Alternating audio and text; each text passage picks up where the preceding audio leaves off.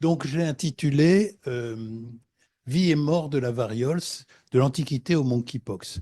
Et l'idée, c'est de vous décrire un fléau terrible de l'humanité depuis sa naissance à la lumière des découvertes historiques, mais surtout des découvertes archéobiologiques, jusqu'à la disparition en 1980 de la variole. Alors là, vous voyez une photo une reproduction d'un tableau montrant une vaccination avec la vaccine de bras à bras, ce qui est la vaccination générienne. Ce petit geste a permis de sauver des millions de gens, des dizaines de millions de gens. J'ajouterais que l'éradication de la variole est basée sur trois choses.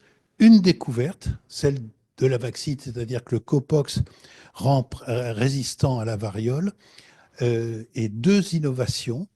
La première, c'est la, la vaccination animale, c'est-à-dire qu'on peut maintenir actif la vaccine en le passant chez la génisse, ce qui est un point fondamental pour permettre de disséminer la vaccine dans le monde. Et la deuxième innovation, c'est un Américain qui s'appelle Foggy, qui a montré l'efficacité de la ring vaccination par rapport à la vaccination de masse. Donc là, je vous ai dit les points les plus importants pour cette histoire. Alors la variole, c'est une maladie terrible. C'est une maladie qui tue à 30%. Je signale que le Covid, c'est 0,6%. Le Covid a fait 20 millions de morts. La variole, au seul 20e siècle, de 1900 à 1980, a fait plus de 300 millions de morts. Et vous voyez, l'évolution de la maladie, ça commence après une incubation complètement silencieuse de 14 jours, 14-15 jours. Ça commence par une fièvre à 40. Et puis ensuite, au troisième, quatrième, on ne peut pas faire le diagnostic quand il y a la fièvre à 40. Ça dure 3-4 jours et le diagnostic est fait au troisième, quatrième jour quand apparaît l'éruption. C'est une éruption vésiculeuse qui progressivement va s'aggraver et devenir pustuleuse. Et la plupart des patients vont, comment, qui survivent vont évoluer comme cet enfant à J20 avec des séquelles terribles. Et la mort survient habituellement, pour les 30% qui vont mourir, elle arrive habituellement vers le 10e jour, 9e, 10e jour à peu près. Alors, le point important, c'est que les survivants, ça c'est la première observation, sont totalement résistants à la variole et pour la vie entière. Et le deuxième point important, qui n'a pas été déterminé historiquement, mais qu'on sait maintenant, c'est qu'il n'y a pas de porteur sain. Ça, c'est vraiment deux points fondamentaux qui vont expliquer l'évolution. Donc, alors les séquelles, voilà les séquelles, c'est des cicatrices indélébiles qu'on garde toute sa vie. Certains sont défigurés comme cette dame, ou surtout, c'est une grande cause de cécité. Quand il y avait la variole un peu partout dans le monde, on avait des T qui se formaient sur sur l'œil et qui entraînaient des cécités. C'était une des causes majeures de cécité au XVIIIe et au XIXe siècle. Alors, il faut dire aussi qu'il y existe deux varioles. Une variole majeure, qui est celle que je viens de vous raconter, et puis une variole mineure, qui donne exactement les mêmes signes, c'est-à-dire une fièvre à 40, une éruption, et seulement ils ne meurent pas. Et en plus, ces patients peuvent déambuler. Alors que lorsque vous avez une variole majeure, au bout de 2 jours, vous êtes au lit, vous ne pouvez plus bouger jusqu'à la mort. Et donc, cette variole mineure, elle nous montre d'abord la flexibilité génétique du virus, et elle vient d'Afrique. Et elle a été importée en Floride, et puis à partir de l'Afrique du Sud, elle a été emportée, et elle a, à la fin du 19e siècle, submergé, c'est peut-être une bonne chose, hein, submergé le continent américain, mais aussi le continent africain, où la variole mineure a prédominé dans les années 30-40, mais la variole majeure est restée sur tout le continent asiatique, en particulier l'Inde, la Chine. Et cette distinction est importante pour l'évolution. Alors on l'appelle alastrin, la variole mineure. Alors, les premières descriptions cliniques de la variole, il y a des descriptions cliniques dans les livres hindous d'il y a 1000 ou 2000 ans, mais c'est des descriptions qui correspondent probablement à d'autres maladies. On ne peut pas affirmer qu'il s'agissait de la variole. En tous les cas, ça n'entraînait pas la mort. Les premières descriptions qui ressemblent à la variole qu'on a connue jusqu'au XXe siècle, c'est une description de Shruruta, qui est dans la médecine ayurvédique au 1er et 2e siècle de notre ère. Donc les premières descriptions, ça date du début de notre ère. Puis, on a une description de Ko Hung, un médecin taoïste chinois au IVe siècle, dans son manuel des prescriptions d'urgence. Enfin, on a la description surtout du perse Racès, qui au IXe siècle a écrit un livre qui s'appelle De Variola Lia et Morbillis, qui distingue la variole de la rougeole. Jusque-là, on confondait probablement les deux maladies. Et il introduit aussi la notion de contagiosité et il préconise l'isolement des patients. Ça, c'est la première, c'est vraiment la description la plus importante qui va, sur lequel toutes sortes d'autres auteurs, Avicenne, de Villeneuve, etc., jusqu'à Fracastor, vont se baser sur les travaux de Racès. Alors, je vais vous décrire d'abord l'expansion de la variole dans l'Ancien Monde à partir des sources historiques. Puis je vous ferai l'expansion au Nouveau Monde et ensuite on passera au virus un peu plus tard. Alors l'expansion de la variole, tout semble avoir commencé d'après les sources historiques, là où j'ai mis la flèche, c'est-à-dire dans le delta du Gange avec une énorme population déjà. Et à partir du delta du Gange, mais vous verrez que ça ne vient pas en réalité de là, mais ça, c'est les sources historiques. La variole a gagné la Chine, où elle a énormément sévi, puis vers le 6e siècle de notre ère, elle a atteint le Japon, et puis elle a atteint aussi l'Indonésie, etc. Enfin, tout ça peut être détaillé.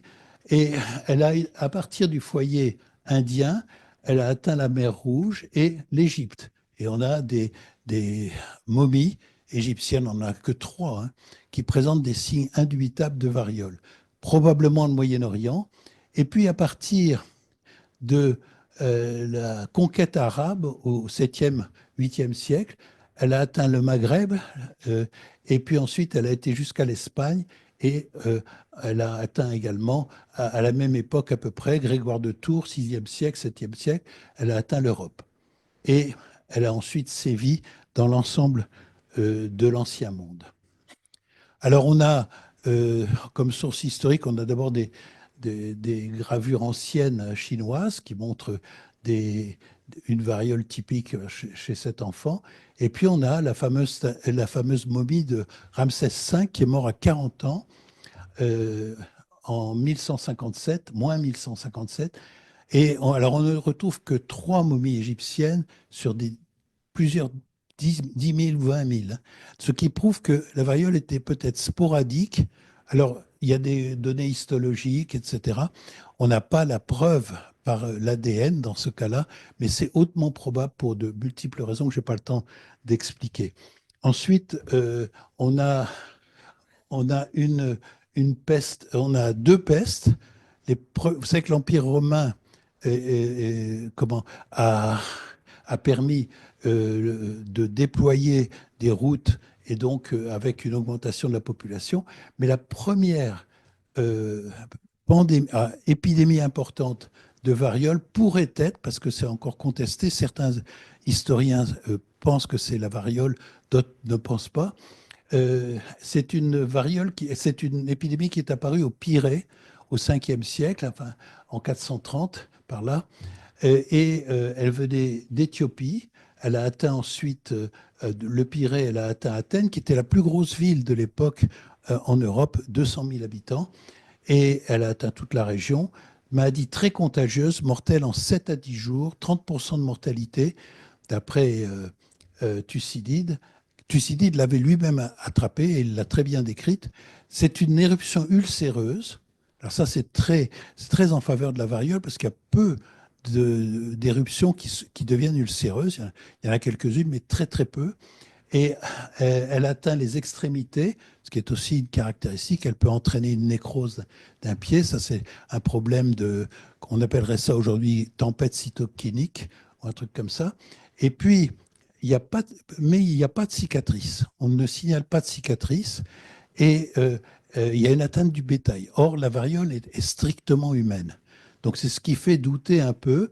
Mais Galien et Racès étaient persuadés que c'était la variole. Il y a 2 ou 3 grands historiens, comme les Littmann, par exemple, qui pensent que c'est effectivement la variole. En revanche, il n'y a pas de doute pour ce qui concerne la peste antonine. Alors, la peste antonine, elle a commencé en 165 en Asie mineure. Elle a atteint tout l'Empire romain, l'ensemble de l'Empire romain qui allait de l'Angleterre actuelle jusqu'à l'Iran et presque jusqu'en Inde. Et elle a atteint donc l'Asie mineure, l'Égypte, le Moyen-Orient, sous le règne de Marc Aurèle. Rome a été atteinte en 166, avec propagation vers l'ouest par vagues jusqu'en 191. La première vague, entre 166 et 169 de notre ère, elle frappe donc les pays que j'ai décrits. Et à Rome, il y a eu 300 000 cas de variole et 50% de mortalité, une très forte mortalité. J'ai oublié de dire que dans certains cas, la mortalité peut atteindre 80% ou 90%, mais j'y reviendrai avec l'Amérique. Et puis, l'atteinte de l'Amérique. Le co-empereur Lucius Verus, ils étaient 2 empereurs, Marc Aurèle et Lucius Verus, est mort de la variole à ce moment-là. La deuxième vague a atteint Alexandrie en 178 et puis Rome, à nouveau, elle a fait 30 à 50% de mortalité. Et Galien décrit cette nouvelle maladie. Il a soigné plusieurs personnes qui avaient la variole et il décrit très bien, sans donner, il écrit dans plusieurs livres des fragments, mais il décrit tout à fait une maladie après une incubation dont on meurt en 10 à 15 jours avec une éruption ulcéreuse. Et voilà les traces historiques de la pandémie de la peste antonine. En rond, vous avez les inscriptions, vous avez en carré les papyrus et en triangle les textes. Et vous voyez, l'ensemble de l'Empire romain de l'époque a été atteint. Alors c'est dû au fait qu'il y avait une libre communication et que les gens circulaient énormément dans cet empire par voie maritime ou terrestre. Alors, la Gaule a été pour la première fois atteinte avec des traces historiques. C'est Grégoire de Tours qui, dans l'histoire des Francs, au 6e siècle, dit que la maladie atteignait les adultes et les enfants. Et ça, c'est intéressant parce que ça veut dire que la maladie n'était pas endémique. Quand la maladie devient endémique, elle n'atteint plus que les enfants. C'est une maladie des enfants quand elle est endémique, c'est-à-dire que le virus circule en permanence dans la population, mais pour qu'il circule, il faut que la population soit suffisamment dense. Et si vous avez une population inférieure à 200 000 habitants, on sait que le virus va s'arrêter et que l'épidémie disparaît définitivement. C'est pour ça qu'il est rare que l'épidémie devienne endémique dans des îles de petite taille, comme ça a été décrit en Islande, par exemple. Alors, au moment des croisades, la conquête arabe a disséminé la variole dans le Maghreb et dans tout jusqu'en Espagne et même jusqu'en Gaule, de façon éphémère. La population n'était pas encore très importante et la conquête arabe aussi l'a disséminée vers la Perse, etc. Les croisades ont favorisé les échanges avec l'Orient et donc à partir de foyers moyen-orientaux. Et donc, les croisades ont entraîné une forte recrudescence de la variole au XIe et XIIIe siècle. Mais c'est au XIIIe siècle que la variole devient endémique. C'est-à-dire qu'elle n'atteint plus que les enfants, sans atteindre les adultes. Pour une raison simple, les adultes qui ont survécu, c'est quand même 70%, sont totalement résistants pour le reste de leur vie. Et les enfants qui arrivent n'ont pas d'immunité. Et donc, c'est eux les cibles privilégiées. Alors, l'ensemble de l'Europe était atteinte. En plus, il y avait une forte augmentation de la population entre le Xe et le XIIIe siècle qui fait que le virus avait sa masse critique pour pouvoir survivre et circuler. Alors jusqu'à la Renaissance, on considérait, ça c'est très curieux, on considérait, en particulier Fracastor l'écrit, que la variole, c'était une maladie bénigne de l'enfant. Maladie bénigne de l'enfant. On a peut-être des réponses à cette observation. Alors il y a eu un tournant, je parle toujours de l'ancien monde, au XVIIe et au XVIIIe siècle. La variole devient beaucoup plus meurtrière. Alors, est-ce que c'est les guerres, la guerre de 30 ans au XVIIe siècle, les multiples guerres? Impossible. La mortalité était de 20 à 40% et elle touchait toujours surtout les enfants. Donc, la variole semble avoir une reprise épidémique que l'on ne voyait pas au XVIe et qu'on voit au XVIIe. Il y a eu la guerre de 30 ans et au XVIIIe siècle et elle touche les enfants. Alors, je ne vous fais pas la suite parce que la suite, c'est la vaccination et l'inoculation que je ferai un petit peu plus tard. Alors, la variole est endémique en Europe et vous voyez, elle atteint au XVIIIe siècle essentiellement les enfants. Voilà ici une statistique sur les cas de variole, je crois que c'est en Angleterre. Vous voyez, 70% des cas, c'était des enfants de moins de 2 ans. Et après, vous voyez, les adultes, c'était très peu, c'était 4, 5%, 3%. Et puis, c'est une maladie saisonnière. Elle atteignait, comme vous le voyez ici, ça, c'est des statistiques, il y a de nombreuses statistiques saisonnières dans une ville allemande, une ville de Kirk, où on a les registres paroissiaux et on voit qu'on a un pic au printemps et à l'automne. Donc, en Europe, à ce moment-là, il y avait 200 à 600 000 décès annuels. En Angleterre, 45 000 décès par an. En France, 60 000 décès répertoriés. Et la variole représentait 10% de la mortalité totale au XVIIIe siècle.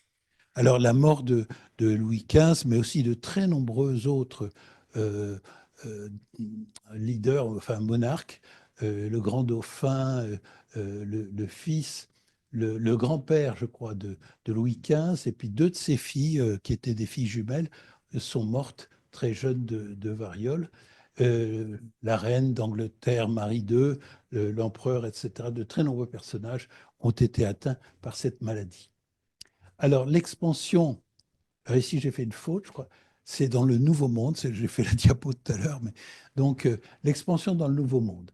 Alors, le Nouveau Monde ne connaissait pas la variole, connaissait la tuberculose, mais ne connaissait pas le paludisme, ne connaissait pas la fièvre jaune, etc. Et tout ça, c'est à cause de Christophe Colomb, qui en 1492 découvre la, l'Amérique et ramènera en passant la syphilis probablement en Europe. Alors, euh, c'est vraiment le choc d'un continent, d'une maladie sur un continent vierge, en quelque sorte une population non immune, très concentrée dans la Mésoamérique, très dispersée, un, un, une population très dispersée de 2 ou 3 millions dans le continent nord-américain, de 25 millions au Mexique et de 15-17 millions au Pérou, si je ne me trompe pas. Donc, à partir de 1503, on a un rapide déclin des populations indiennes dans les Caraïbes.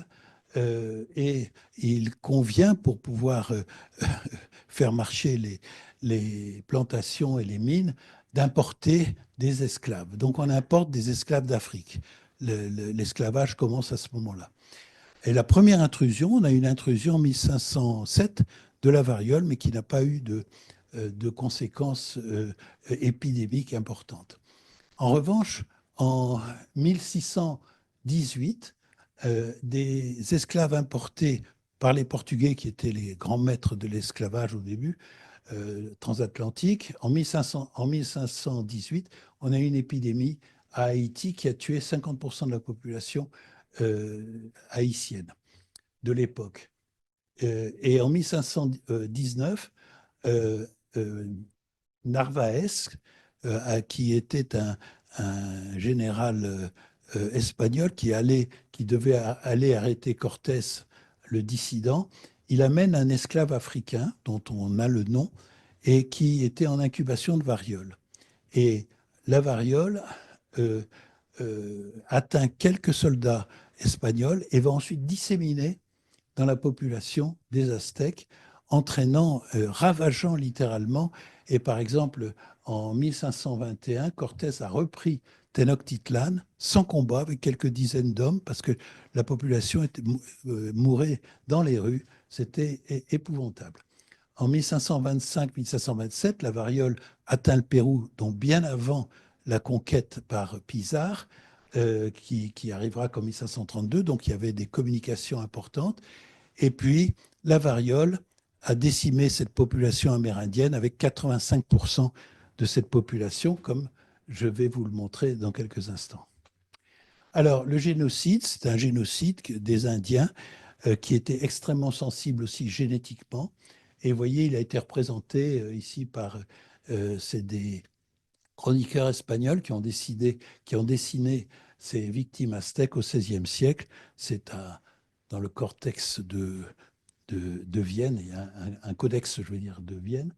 Et puis, on a aussi dessiné donc, cette mortalité des Amérindiens qui pouvait monter jusqu'à 80-90%. Là, je vous ai dessiné l'effondrement de la population. Alors, c'est un effondrement vraiment impressionnant. La population, il y a différents chiffres, mais on admet habituellement que la population de l'Amérique dans son ensemble était de 72 millions de personnes, et concentrée surtout au Mexique, avec 25 millions, un peu moins au Pérou. Eh bien, en 1800, il n'y avait plus que 600 000 populations d'origine indienne. Et pour la population du Mexique, on est passé en 1600, donc très rapidement, à 1,1 million. Et alors, il n'y a pas que la variole, il y a d'autres maladies, la rougeole, la coqueluche, la grippe, le cococlitz. Alors, le cococlitz, c'est une maladie c'est des épidémies terribles qui ont eu lieu au XVIe siècle, deux grandes épidémies, mais qui n'étaient pas dues à la variole. On a pu montrer que c'était probablement dû, il y a eu plusieurs papiers récents, que c'était dû à un arénavirus. Je n'ai pas le temps de vous expliquer pourquoi. Et la fièvre jaune a été introduite aussi, et le paludisme. Le paludisme, à ma connaissance, n'était pas présent en Amérique, car toutes ces maladies ont été amenées par les esclaves, par ce trafic d'esclaves qui a commencé par les Portugais, puis les Français, les Espagnols, les Anglais, les Néerlandais ont massivement déporté des esclaves. Par exemple, les chiffres entre 1536 et 1867, c'est de 12,5 millions d'Africains qui ont été à bord de ces navires, et il n'y avait que 10,7% qui sont arrivés vivants. Les autres, ils mouraient en 3 mois, la plupart du temps. 15% de mortalité, c'est un trafic épouvantable. 15% de mortalité lors du voyage. Alors, vous voyez comment ça se passait. Ça, en bas, c'est une photo de 1880 à Zanzibar. Il y avait encore des esclaves qu'on vendait sur des marchés. En haut, le système était que les Portugais ou les Espagnols ne rentraient pas dans les terres, pour une raison simple, c'est qu'ils mouraient très rapidement s'ils rentraient dans les terres, parce qu'ils attrapaient toutes sortes de maladies. Et donc, c'était des Africains, en particulier dans la région du Congo, mais ailleurs aussi, qui faisaient des razzias contre leurs ennemis, qui ramenaient ces esclaves dans des comptoirs portugais ou espagnols, et on ramenait ensuite sur ces bateaux. Vous voyez, là, ces bateaux montrent, vous avez peut-être vu ça à Nantes ou ailleurs, on montre la place des gens. Vous voyez cette promiscuité, ils étaient enchaînés, ils étaient les uns contre les autres. Il y en avait 300 à 400 par bateau. C'était quand même quelque chose de terrible. Voilà. Alors, ce trafic d'esclaves a ramené d'abord. Alors, on pense que c'est surtout les esclaves africains qui ont amené la variole. Les Espagnols pouvaient l'amener, mais le voyage durait 6 mois, 6 semaines à 8 semaines, souvent, parfois plus, parfois moins. Et donc, on pense que majoritairement, c'est la traite négrière qui a amené en 1507, 1518, 1520, 1525, vous voyez, pour le Pérou, 1554 pour le Chili, et puis le Brésil un peu plus tard, et ensuite les colonies au fur et à mesure que les 13 colonies de des futurs États-Unis se sont formées, ils ont importé des esclaves africains qui ont fait que la maladie s'est disséminée dans toute l'Amérique du Nord. Mais beaucoup moins vite parce que cette population était assez disséminée et ce n'était pas du tout la même cinétique que ce qu'on observait au Mexique. Alors, la variole a ensuite suivi les chemins de la colonisation, c'est-à-dire l'Afrique et l'Océanie. L'Afrique, eh bien, au 7e siècle, il y a eu l'envahissement, les musulmans, la vague de l'islam qui a conquis le Maghreb. Au 12e siècle, comme il y avait beaucoup de rapports avec l'Inde, le 12e siècle, toute la côte est était contaminée par la variole. Seulement au XVIIe siècle, l'Amérique du Sud, l'Afrique du Sud, je veux dire, et puis le golfe du Mexique, c'est surtout à partir du XIIIe siècle, mais on n'a pas d'écrit et on ne sait pas ce qui a pu se passer avant, mais on pense que c'est un peu plus tardif. L'Océanie, c'est beaucoup plus tard, c'est au XVIIIe siècle. Vous savez que, par exemple, l'Australie a été colonisée en 1787 et dès 1789, 2 ans plus tard, il y avait des cas de variole. Alors, peut-être que ça venait d'Indonésie où il y avait la variole ou d'Inde, c'est pas impossible. Vous voyez, les Marquises, Hawaï ont été colonisées beaucoup plus tard, mais il n'y avait jamais d'endémicité parce que les populations étaient trop peu importantes. On avait une épidémie, beaucoup de morts, et puis après, c'était terminé jusqu'à un prochain contact 10 ans ou 20 ans plus tard. Alors, il fallait lutter contre ce fléau extrêmement craint par la population, à juste titre, et il y avait 2 moyens de lutter qui sont apparus. L'inoculation, c'est-à-dire la variolisation d'une part, et la vaccination d'autre part. Alors, l'inoculation, je ne parlais que d'inoculation pour éviter variolisation, et a été introduite en Angleterre par Lady Montagu en 1721. Alors, c'est une jeune femme qui avait beaucoup souffert de la variole. Elle avait été elle-même défigurée par la variole. Elle avait perdu son frère de la variole et elle avait une crainte. Elle avait 2 enfants. Elle avait une crainte, c'est que ces 2 enfants attrapent la variole avec les conséquences terribles s'ils survivaient, mais aussi la mort éventuelle. Eh bien, l'inoculation, donc, c'était la femme de l'ambassadeur et elle a appris le turc et elle parlait turc. Et donc, elle se promenait dans Istanbul et elle a entendu cette histoire que pour protéger les petites filles de Circassie, vendues par leurs parents pour peupler les harems du Moyen-Orient, eh bien, on les inoculait avec la variole. Et c'est de là qu'est parti. Alors, de plus, il y avait 2 publications en Angleterre provenant de médecins italiens et grecs qui travaillaient à Istanbul, expliquant la technique d'inoculation. Et donc, Lady Montagu a développé, a initié les Anglais à cette vaccination, a réussi à convaincre, je n'ai pas le temps de raconter toute l'histoire, mais à convaincre la princesse de Galles de vacciner ses enfants. Elle a fait vacciner ses 2 enfants et elle a convaincu la princesse de Galles, qui après beaucoup d'hésitation a variolisé ses enfants. Et puis, conjointement, il y avait indépendamment, la même année pratiquement, un puritain, comment on dit, un prêtre, un clergyman à Boston, Cotton Mather, qui lisait beaucoup. Il connaissait les publications de Timony et de Pieralini, et il a décidé de développer, d'inciter la population à se faire varioliser pour éviter. Il y avait beaucoup d'épidémies régulières à Boston, importées à partir des bateaux, et il a donc la variole s'est disséminée, la vaccination s'est disséminée, pardon, l'inoculation s'est disséminée, d'une part vers le Mexique, les lignes jaunes, le Mexique, le Pérou, etc. Ça, c'est l'expédition Balmis-Salvani dont je vous ai parlé il y a quelques semaines. Et puis, en provenance également d'Afrique, vers Boston, parce que ce pasteur avait un un esclave noir ghanéen qui s'appelait Onesimus. Et Onesimus, au moment de l'épidémie, il disait, moi, je ne risque rien, on m'a inoculé du pus de variole et je suis complètement humain, montrant que cette pratique était utilisée depuis des siècles en Afrique, en Inde et en Chine également, depuis le XIe siècle en Chine. Alors, je n'ai pas le temps de raconter tout ce qui a pu se passer aux États-Unis, mais il y a eu donc une dissémination progressive de la variole dans les 13 colonies qui étaient infectées à la suite de l'importation souvent de, d'esclaves noirs qui étaient en incubation.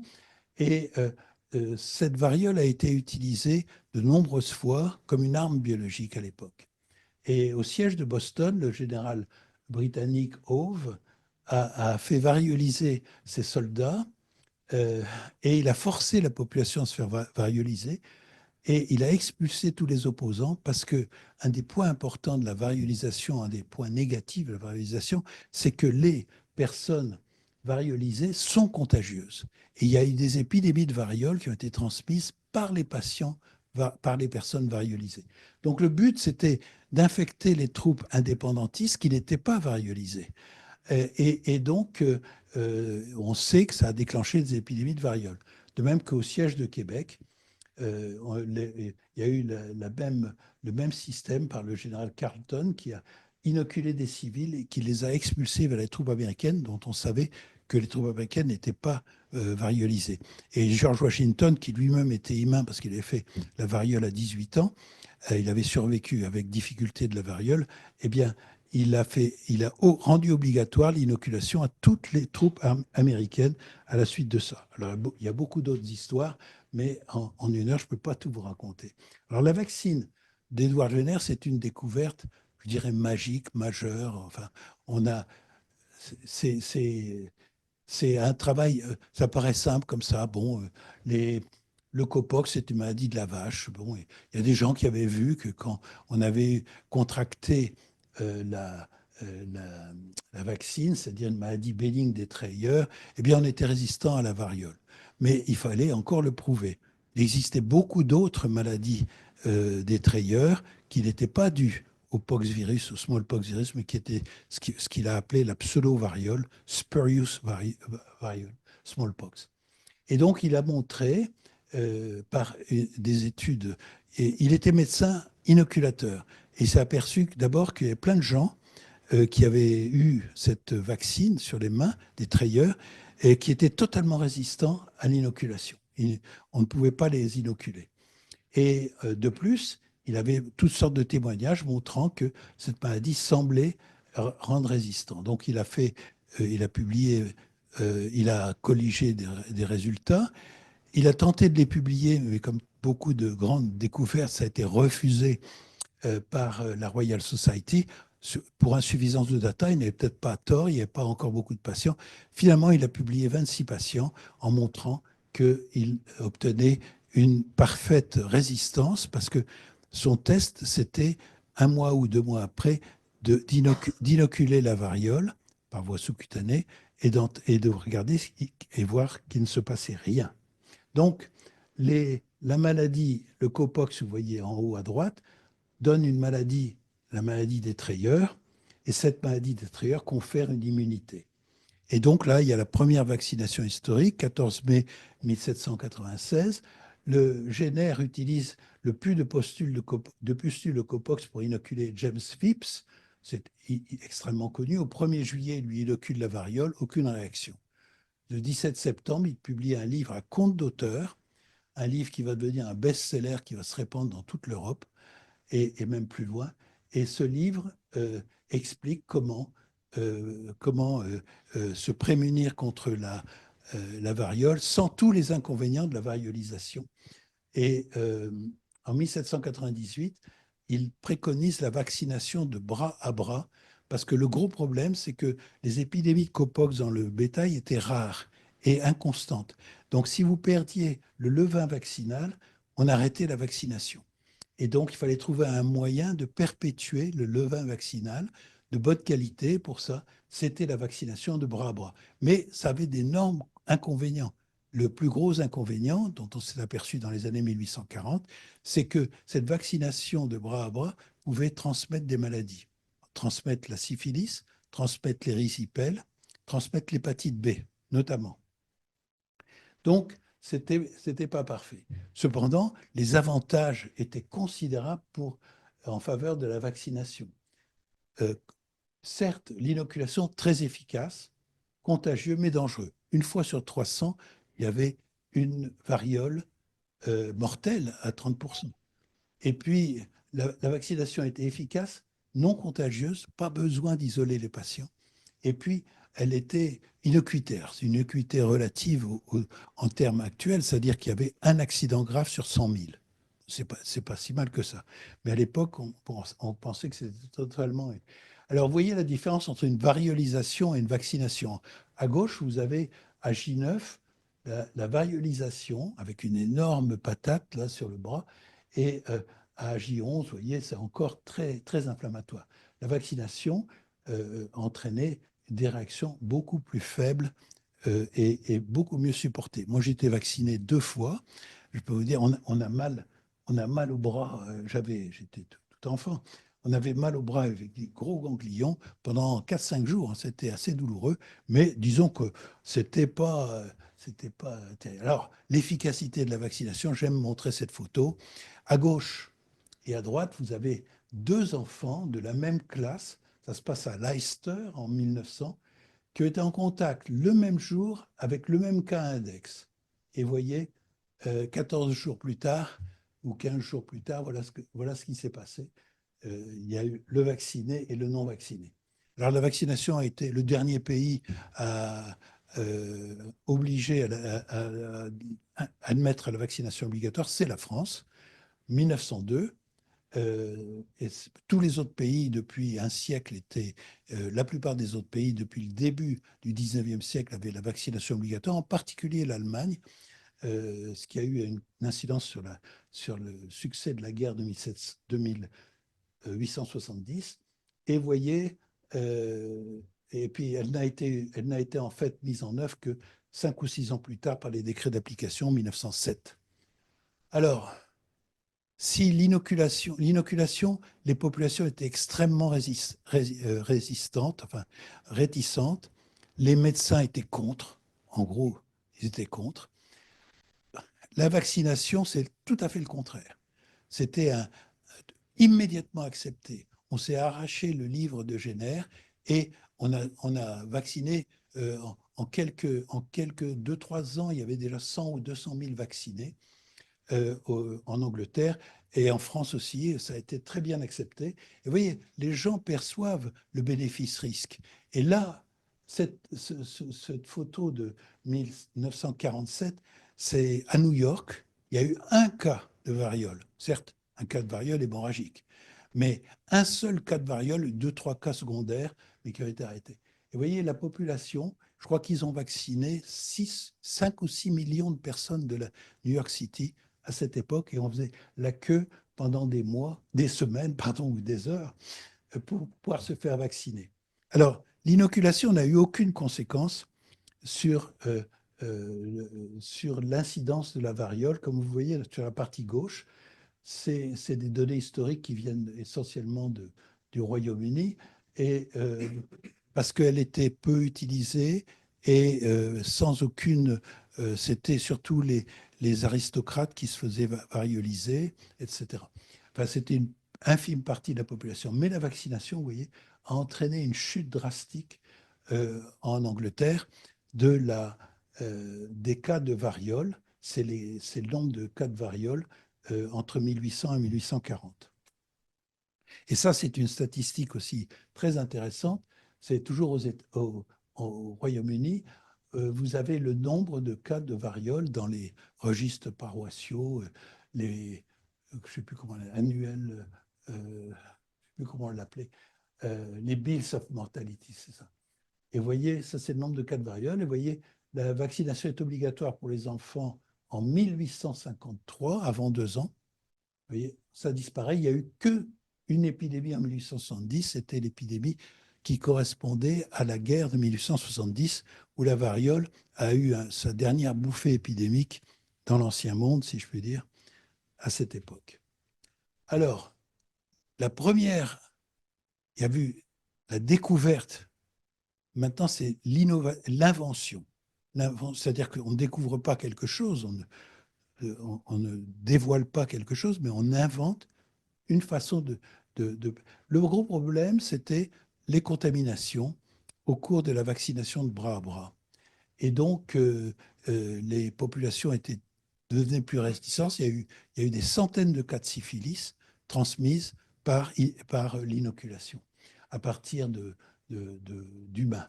Et Chambon et Lannoy ont ont copié un procédé qui a été utilisé depuis le début du 19e siècle par des médecins de Naples. Il est allé à Naples, Lannoy était à Naples et a ramené cette génisse. Et à partir de ça, ils ont développé un institut de la vaccine et ils ont exporté dans le monde entier la vaccine de la souche Beaugency et qui a permis euh, un, un, une percée incroyable. C'est-à-dire qu'on pouvait enfin envoyer la vaccine à l'autre bout du monde parce qu'on pouvait la produire de façon standard, dans des conditions parfaites, sans transmission interhumaine, et en rajoutant de la glycérine, en desséchant par lyophilisation, on pouvait obtenir la vaccine qui voyageait même dans les pays tropicaux, comme elle était lyophilisée, et qui permettait donc de vacciner en Inde, en Afrique noire, etc. Alors, après, l'ère de la vaccination fait disparaître pratiquement la variole à partir de 1870. Il n'y a plus d'épidémies très importantes, en dehors d'épidémies importées. Et là, il y a à partir de 1945, donc on n'a plus de variole aux États-Unis, on n'en a pratiquement plus en Amérique du Sud, sauf au Brésil, on n'en a pratiquement plus en France, pratiquement plus en Europe, ça a pratiquement disparu.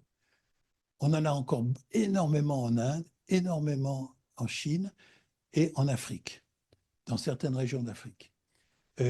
Pour ce qui concerne le vieux continent, eh bien, la dernière épidémie en France, c'est 1954. C'est à l'époque où j'ai été vacciné. C'est à Vannes et à Brest. C'est un militaire français qui revenait de Saïgon où il y avait une épidémie de variole.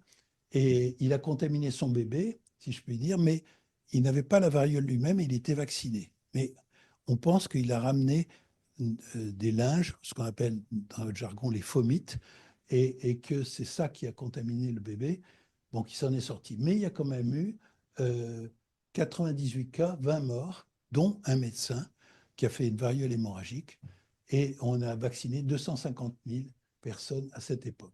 Il y a eu une épidémie de la même façon importée, toujours d'Afghanistan ou d'Iran ou de la Mecque, etc. En 62, en 80, en 63, en 70 en Allemagne, en venant d'Afghanistan, et en 72, la dernière grande épidémie, c'est la dernière épidémie qu'on ait connue, en Yougoslavie, 175 cas et 35 décès qui provenaient d'un pèlerin musulman qui revenait de la Mecque en passant par l'Irak.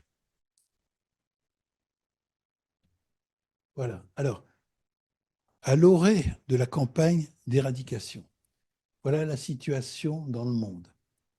On a tout ce qui est en rouge, et en rouge très foncé, c'est là où il y a la variole majeure. Les pays en jaune, c'est la variole a disparu à partir de 1940. En vert, elle n'est plus là depuis 1932, etc. Elle n'a jamais été implantée en Australie, ni implantée en Suède de façon endémique, etc. Bon.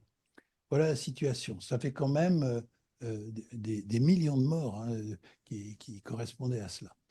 En 1958, il y a une proposition soviétique qui est de Viktor Zhvadnov, qui propose un plan d'éradication. Il se base sur ce qu'a fait Staline entre 1900 1926 et 1936, ils ont fait un plan de vaccination obligatoire, on ne discute pas, tout le monde se fait vacciner, et ils ont fait disparaître la variole de Russie, enfin de l'Union soviétique. Et donc, vaccination de masse, ils proposent une vaccination de masse pour l'ensemble de la population du globe. Euh, Ça a été très discuté, il a fallu encore attendre 66 pour que le projet soit avalisé par les États-Unis et par l'Assemblée générale de l'OMS. Et le programme démarre sur une idée stratégique basée sur l'histoire, c'est-à-dire on fait de la vaccination de masse. Si on obtient 80% de la population vaccinée, la variole disparaîtra, le virus ne pourra plus circuler. Et en réalité, ça a été un échec total. Un échec total qui se comprend, parce qu'on vaccinait sur le terrain, c'était des équipes dans le monde entier qui vaccinaient sur le terrain, mais il y avait parfois des vaccins qui ne marchaient pas, il y a plein de gens qui échappaient, il y avait des fausses déclarations, etc. Et donc, à chaque fois qu'on croyait avoir maîtrisé, des épidémies réapparaissaient. Bon, c'est toute une histoire. Et le succès est venu de la vaccination en anneau de William Foguet. Alors, William Foguet, euh, je vais le faire bref. C'est un jeune médecin qui vient de Harvard, qui travaille pour le CDC. Ça va au point de vue? Ah, ben ça va. Bon, je vais essayer d'aller un peu plus vite. Alors, William Foguet, il, il travaille pour l'OMS et pour le CDC, et il est dans un petit village du Nigeria. On lui demande d'aller vacciner. Il y a une région où il y a une épidémie qui démarre. On lui demande d'aller vacciner tous les gens. Il n'a pas le vaccin, il n'en a pas assez. Alors, il décide une chose très astucieuse. Il décide d'aller sur le terrain et de vacciner toutes les personnes contact avec la personne malade. Il fait la vaccination en anneau. Alors, et donc, en faisant cette vaccination en anneau, avec très peu de doses, il a arrêté l'épidémie dans 3 foyers différents. Et il vaccine donc tous les sujets contacts en formant un bouclier humain, en disant que quand dans un village, il y a une maison qui brûle, on n'arrose pas toutes les maisons, mais on s'occupe de la maison qui brûle. C'est les termes qu'il a utilisés. Et alors, en tenant compte du fait que dans la variole, il n'y a pas de porteurs sains, dans la variole, il n'y a pas de survivants résistants, tous les survivants, je veux dire, sont résistants, eh bien, on peut maîtriser la variole de cette façon. Et c'est ce qui a été fait à partir de 70-72. Ils ont changé complètement leur fusil d'épaule. On arrête la vaccination de masse. Les experts avaient dit, pour y arriver, il faudrait aller à 100%. Heureusement qu'on ne les a pas suivis. Et on a utilisé la technique de Fogueux, qui est devenu entre-temps le directeur du CDC d'Atlanta. Et alors, vous voyez, c'est le nombre de pays qui déclarent la variole, et ça chute à toute allure jusqu'en 77, les derniers cas en Somalie. Et puis ça, c'est de la variole mineure en Somalie. C'est le dernier cas humain spontané, 27 octobre 77. Et puis la petite Banu, qui était le dernier cas de variole majeure connu. Et voilà les 3 protagonistes qui ont permis l'éradication de la variole. Le 8 mai, ça a été déclaré, avec arrêt de la vaccination aux États-Unis en 72, en 84 pour la France et 85 pour l'ensemble des pays. Et donc, j'insiste sur le fait que c'est des innovations qui ont permis une bonne organisation qui a permis de faire disparaître cette variole. Alors, le virus. Il reste 13 minutes. Le virus. Alors, dès que l'ère pastorienne commence, on prend le microscope et on regarde qu'est-ce qu'il y a dans le levain qui va entraîner, dans le pus de variole ou dans le levain vaccinal qui va entraîner la maladie, la transmission. Eh bien, je crois que c'est un Anglais, John Brown Buist, voit dès 1887 des corpuscules intracytoplasmiques. Mais de là à dire que c'est les agents responsables. Et c'est un Italien, en 1905, qui démontre que ce sont des virus par des techniques classiques de filtration sur bougie de porcelaine, et il montre qu'il peut transmettre à partir de cultures. Alors, c'était des cultures de cellules de cornée qu'il avait utilisées. Puis on arrive à purifier les inclusions et à montrer que les inclusions elles-mêmes, elles transmettent la maladie. Et on l'observe au microscope électronique Rouchka en 1938. Et ensuite, en 1990-92, il y a plusieurs papiers qui montrent la séquence complète du génome de smallpox. Alors, quand on a le génome, on s'aperçoit d'une chose importante, c'est qu'il existe toute une série de poxvirus, une grande famille qui atteint les oiseaux, les, les, euh, les, les insectes, etc., les invertébrés. Il y en a partout, ces virus. Et quand on prend les virus des vertébrés, eh bien, on s'aperçoit qu'il existe deux virus qui sont très proches du virus de la variole.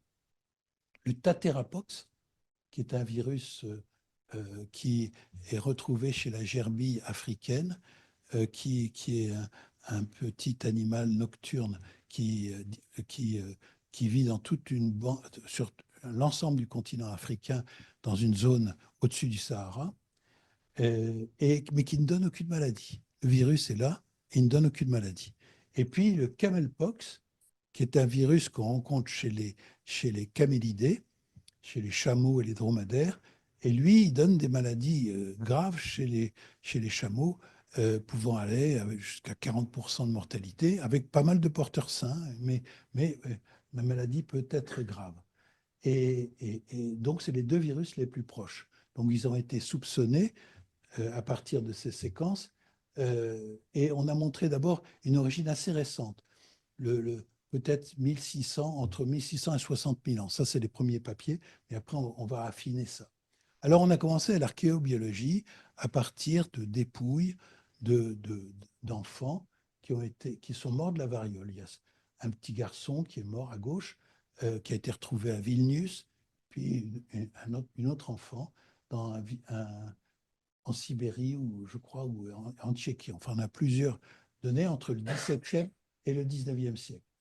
Alors, euh, on montre que ces virus contemporains sont apparus vers 1588 à 1645, qu'ils se sont diversifiés à la fin du XIXe siècle, probablement du fait de la pression de sélection liée à la vaccination.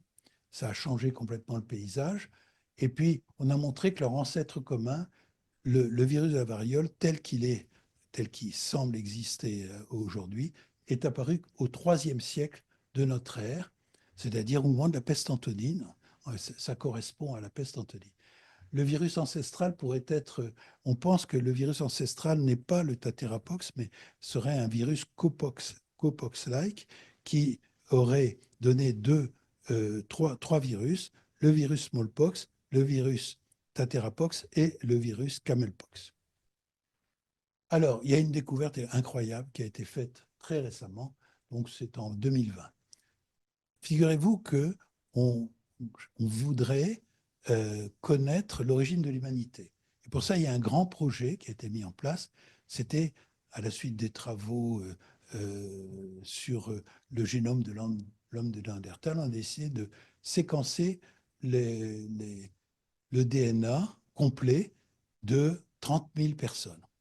Et au bout de à peu près 2000 personnes, dans le génome complet actuellement c'est beaucoup plus, hein, on avait à l'époque 2000 personnes, eh bien, il y a des chercheurs qui ont pris le génome de 1867 humains, morts depuis 31 000 ans jusqu'à 150 ans. Ils ont la séquence complète, mais c'est des datas brutes. Personne ne les avait regardées. Ils regardent et ils trouvent dans 11 cas le virus de la variole. Et dans 4 cas, le virus entier est reconstitué. Ces individus, je l'ai mis après, voilà, ces individus étaient répartis, ils étaient répartis essentiellement, c'est des Vikings qui étaient entre la Russie, la Suède, la Norvège, etc. Donc on a la séquence complète de 4 de ces virus et la séquence partielle de 11 virus. C'était une surprise. C'est une découverte purement in silico, comme on dit aujourd'hui. Alors, voilà l'arbre phylogénique qu'ils ont dressé, qui est extrêmement intéressant. Euh, donc, l'ancêtre, on ne sait pas, 6000 ans, peut-être plus, enfin, moins 1000 ans. Premièrement, ces data montrent que le virus de la variole existait avec certitude dès le 9e siècle. Il y a plus de 1000 ans, il existait chez des individus qui en sont morts probablement. Et en revanche, point important, les souches qu'on a reconstituées, les souches que j'ai appelées Vikings, c'est un schéma simplifié, ont disparu. Elles ont disparu probablement vers 1000, on ne sait pas exactement quand, mais on pense qu'elles ont, enfin, on ne les retrouve plus aujourd'hui, mais on retrouve des souches modernes qui sont leurs cousines germaines. Et puis, il y a la séquence du camelpox et du taterapox. Donc, les souches modernes se diversifient il y a 300 à 400 ans, avec apparition de souches de variola mineure, et 29 gènes sont inactivés par rapport aux souches de Vikings. C'est-à-dire qu'on s'aperçoit que c'est un virus qui, en perdant des gènes, devient beaucoup plus virulent. D'où l'idée que la variole des Vikings était une variole peut-être moins spécifique et moins grave que la variole qu'on a connue au XVIIIe siècle.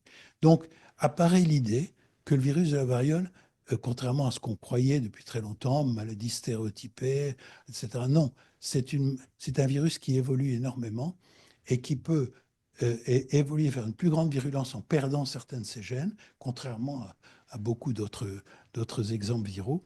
Et donc, je pense que ces données ont véritablement ouvert beaucoup d'informations nouvelles. Alors, la théorie actuelle, c'est une théorie, hein. Les gerbilles, vous voyez là, leur champ de propagation jusque sur la corne de l'Afrique. Alors, on pense qu'il y a eu un changement climatique important qui a fait qu'on a importé des chameaux sur la corne de l'Afrique pour les élever. Et on avait des élevages de cerveaux de dizaines de milliers, c'est documenté historiquement, de dizaines de milliers de camélidés. Et ces camélidés ont été probablement contaminés par les gerbilles, de même que les humains. Vous voyez, ces élevages de dromadaires, parce que ces animaux sont très résistants à la sécheresse. Ils ont été exportés vers l'Égypte au 6e, 7e siècle, vers le Maghreb un peu plus tard, etc. Le virus smallpox provient donc d'un virus copox-like africain de faible virulence et à très large spectre. Il devait pouvoir contaminer de nombreuses vertébrés. Le virus en question serait l'ancêtre commun du taterapox, camelpox et smallpox, et il n'a plus proliféré qu'à partir du moment où les populations humaines ou animales étaient de 200 à 300 000 personnes ou individus. Alors, maintenant, je vous raconte, en terminant, une deuxième vision de l'histoire de la variole.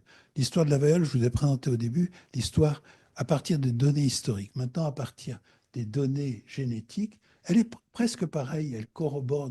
Mais la différence, c'est que l'origine, c'est la corne de l'Afrique, où finalement ce virus a disparu en 1977. Et donc, à partir de la corne de l'Afrique, le virus a pu aller vers l'Inde. Et là, il y avait des populations très importantes dans la vallée du Gange ou dans les grands fleuves. Et là, le virus, il y a plus de 200 000 habitants, il pouvait circuler. Et en circulant, il évolue, il devient un peu plus virulent, un peu moins, un peu plus spécifique, etc. Voilà donc l'histoire. Alors, la variole mineure, elle est apparue parce que c'était peut-être, alors on ne sait pas l'origine, mais est-ce que c'est la pression de sélection de la vaccination? On ne sait pas, mais c'est un virus qui a beaucoup plus de gènes, je veux dire, que le virus de la variole majeure. C'est un virus qui a 200 gènes, alors que la variole majeure a 170 gènes seulement. Alors la variole aujourd'hui, eh bien, elle existe dans des stocks. Elle représente une menace. Et je vous dirai quelques mots, puisqu'il me reste 2 minutes, sur le monkeypox. sur le monkeypox. J'avais prévu d'arrêter là si j'avais dépassé. Alors, le monkeypox, ben, c'est un virus qui ressemble beaucoup, même s'il est un peu éloigné génétiquement, mais il ressemble beaucoup au virus de la variole. Il donne des éruptions exactement similaires chez les chimpanzés, chez toutes sortes de primates, mais ce ne sont pas les porteurs, ce n'est pas le réservoir. Deuxièmement, pour obtenir cette infection chez les primates expérimentalement, il faut l'injecter par voie veineuse, pas par voie aérienne, contrairement à la variole. Alors, le virus est proche du smallpox. Il est apparu en 1730 d'après la phylogénie. Il a divergé en trois clades, 1928, 1938, 1953. Il existe trois clades principaux. Et voilà la maladie qu'il donne. En fait, il donne une maladie proche de la variole mineure. C'est-à-dire que ces enfants ont une éruption qui va donner des pustules, qui va donner des cicatrices, etc. Mais ils n'ont pas les signes toxiques terribles de la variole. Au quatrième jour d'une variole, des signes cliniques d'une variole, après la fièvre, vous êtes au lit, vous ne pouvez plus bouger. Tandis que là, ils circulent et ils peuvent se contaminer entre eux, etc. Voilà l'éruption au quatrième jour. C'est des photos de l'OMS que je vous montre là. Alors, comment ça s'est passé le Mpox a été découvert en 1958 dans une animalerie au Danemark. Et on n'a d'abord connu que des épidémies africaines, des épisodes aussi chez les primates en captivité, puis parce qu'à l'époque, on importait énormément de primates pour fabriquer le vaccin contre la polio. En 1970, premier cas humain au Zaïre, non connu auparavant. C'était un enfant qui est finalement mort à l'hôpital, mais il n'est pas mort de ça, il est mort d'une surinfection par le virus de la variole, de la rougeole, je veux dire. Mais ce qui frappe d'abord, c'est que c'est peu contagieux. Il n'y a pas de grandes épidémies, très peu contagieux. Et puis, deuxièmement, euh, ça ne tue pas. La mortalité de 1 à 10%, c'est parce que ce sont des enfants malnutris, en mauvaise santé, etc. Mais là, j'ai presque fini. J'ai presque fini. Alors, 1996, donc premier cas humain au Zaïre en 1970. Puis il y a eu des petites épidémies de quelques dizaines de cas par-ci, par-là. En 96-97, on dénombre 400 cas au Zaïre. Hein, c'est pas énorme. En juin 2003, il y a une épidémie de façon surprenante hors d'Afrique. Cette épidémie, elle a lieu aux États-Unis. Comment est-ce possible qu'un virus strictement africain soit aux États-Unis? Oh ben, c'est assez simple. Euh, on importait, alors je ne sais pas si vous prenez l'avion pour les États-Unis, mais si vous amenez une pomme, vous êtes arrêté. ou, un verre, ou un litre de vin, vous êtes arrêté. Mais là, ils ont importé en 2003 des centaines d'animaux sauvages, des rats de Gambie, toute une série d'animaux qui ont contaminé la flore autochtone pour les revendre. Et parce qu'il y a, à l'époque, c'est plus permis maintenant, hein. Il y a un commerce de ces rats de Gambie et autres, c'est des pets, etc. Et les rats de Gambie étaient au contact d'un animal que je n'ai pas mis qui est le chien de prairie, un animal très sympa, qui est un américain. Et les enfants, tous les patients, il y a eu donc 88, 87, c'était presque tous des enfants qui jouaient avec ces animaux-là, qui présentaient parfois des signes cliniques, mais la plupart du temps pas de signes cliniques. Et donc, euh, alors, c'était la stupéfaction. 2003, c'est après 2001. Hein. Donc, on a dit, mais c'est une épidémie de variole. Ça ressemblait à la variole. Sauf qu'ils n'étaient pas en mauvais état. Il n'y a eu aucun mort, hein, heureusement. Et donc, on a confirmé que c'était un monkeypox, et pas le virus de la variole, et il n'y avait aucune transmission interhumaine qui a été trouvée. Puis il y a eu l'épidémie humaine de 2017-2018 et qui est devenue, à partir de 17-18, qui est devenue pandémique.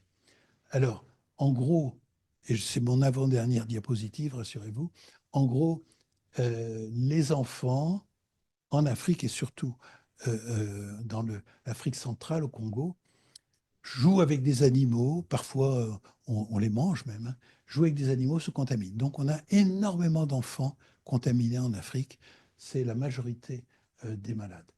Et puis, ils vont dans leurs milieux familiaux, ils transmettent la maladie, même si elle est très peu contagieuse, mais le pus, etc., peut transmettre. Et ensuite, s'ils vont à Kinshasa, là, ça va se transmettre de façon urbaine. Et puis, ça peut se transmettre, chose qui n'était jamais vue jusque-là, par voie sexuelle. Alors, on a eu ainsi une épidémie mondiale euh, qui, a, qui a été jusqu'à, je n'ai pas mis les chiffres, je l'ai peut-être mis après. Je ne les ai pas mis. Alors, je me souviens plus, mais c'est 90 000 ou 100 000 cas. Vous voyez, tous les pays du monde qui ont été, plus de 100 pays ont été contaminés. En bleu, c'est les foyers d'origine et 100 000, ça a été contaminé. Alors, en Afrique, c'est 70% d'enfants, mortalité assez élevée du fait de leur état physiologique. En Europe, c'est pratiquement essentiellement des hommes homosexuels et c'est une transmission par voie sexuelle qu'on n'avait jamais vue auparavant pour les monkeypox. Alors actuellement, on a encore une épidémie en 2024 et là, c'est un clone nouveau qui est apparu. Et j'ai montré cette diapo pour vous dire la flexibilité génétique, la plasticité génétique. Ces virus sont en train d'évoluer. Et je n'ai pas le temps de le développer, mais on a pas mal d'indications pour montrer que ce virus accumule des mutations. Alors on ne sait pas ce que ça va donner. J'espère que ça va s'arrêter là. On a quand même une arme absolue, c'est que la vaccination contre la variole, la vaccine, marche à 85% de protection. Donc c'est ça qui a permis d'arrêter l'épidémie contemporaine. Et je crois que c'est tout. Je vous remercie.